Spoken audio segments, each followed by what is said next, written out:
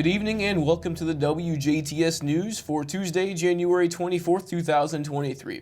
Thank you for watching. I'm Kaleb Knepp. Author Craig John Berndt will be at the DuBois County Museum Saturday, February 4th at 10:30 a.m. Eastern to read excerpts from his book, The Ferdinand Railroad, Its Predecessor and Successors. He will also have on hand copies of his book and will spend time signing personal copies of his book. His books were a hot item in the month of December and copies could not stay on the shelves. He is making a second printing of his book and he promises they will be available at the book reading. Mr. Berndt from Fort Wayne, but worked as a city planner for the city of Huntingburg from 1994 to the year 2000. He is a railroad historian and became interested in the Ferdinand track and started looking for remnants of it. His recently completed book is about the history of the 6.5-mile Ferdinand Railroad, which operated between Ferdinand and Huntingburg from 1909 to 1991. He will present a PowerPoint presentation about the railroad. He welcomes those attending the presentation to bring items about the railroad in the form of photos, artifacts, and memories to share. The museum also invites visitors to stop at their display on the railroad and to see the Ferdy Flyer Bell. He will also present a program at 1:30 p.m. at the Ferdinand Public Library. Jasper Engines and Transmissions has announced the following changes in production leadership. Ryan Dooley was named Director of Diesel Manufacturing, and Scott Hoffman was named Director of Gas Engine Manufacturing. In addition, Jasper named Matt Gregory the Plant Superintendent of the Willow Springs Remanufacturing Facility in Willow Springs, Missouri. Ryan began his career with Jasper in 1997 in failure analysis and has had various roles including Customer Service Manager, Fuel Room Group Leader, and Diesel Division Manager. Ryan will continue oversight of diesel engine manufacturing, the Fuel and Air Program, the Jasper West Cylinder Head Operation, and Jasper Certified Components. Additionally, Ryan will begin working with associates supporting the parts stores and conveyance groups within the DuBois County and Willow Springs facilities. Scott has been with Jasper since 2007. He has worked in customer service, quality, and within the gas engine group as a team leader, group leader, and division manager. Scott will continue his oversight of the Jasper and Crawford gas divisions and will begin working with the Willow Springs engine division as well. Matt has been with Jasper since the Willow Springs facility began operation in 2004. He has led the Willow Springs gas engine division for his entire Jasper career and has been instrumental in the overall success of the Willow operation. In light of the tremendous growth seen at Willow, Matt will begin offering support to the Willow Springs maintenance, materials, quality, and JPS groups, ensuring alignment with the corporate initiatives.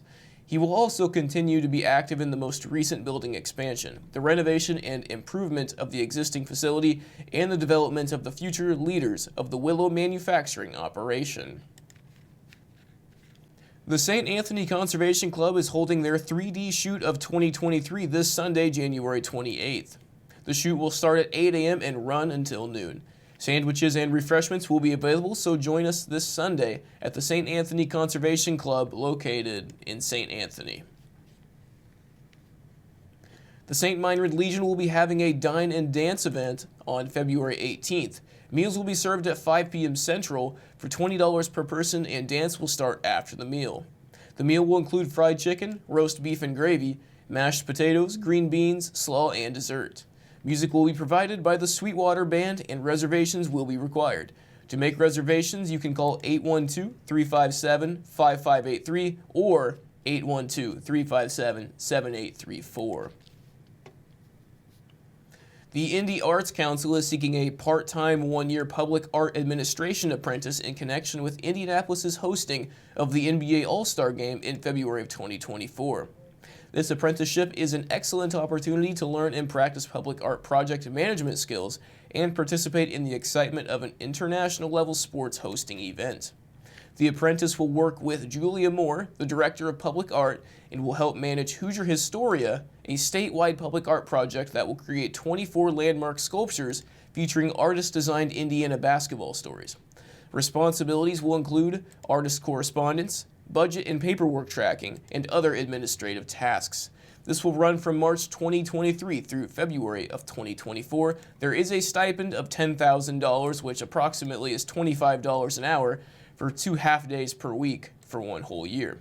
The deadline to apply is February 15th at 5 p.m. Eastern. The U.S. Global Change Research Program, in collaboration with the Smithsonian Institution, the National Oceanic and Atmospheric Administration, the National Science Foundation, and the Federal Emergency Management Agency, invites artists to engage in the development of the 5th National Climate Assessment by creatively visualizing climate change in the United States, its causes, impacts, and manifestations, our shared vulnerabilities, and the strength of our collective response. Art Climate seeks to strengthen partnerships between science and art and demonstrates the power of art to advance the national conversation around climate change. Selected art submissions will be featured in the 5th National Climate Assessment as chapter covers and within the chapters. Selected artworks may also be used in case studies, in public events, or in communication materials. There are 2 calls, one for artists age 13 through 17 and one for artists 18 and up. The deadline to submit work is January 27th at 11:59 p.m. Eastern. As always, additional information on all these stories can be found on our website, WJTS.tv. Next, Caitlin Nycomb made her first trip to the DuBois County Humane Society, where we will get to see Jeffrey, followed by weather and sports with Kurt Guxell.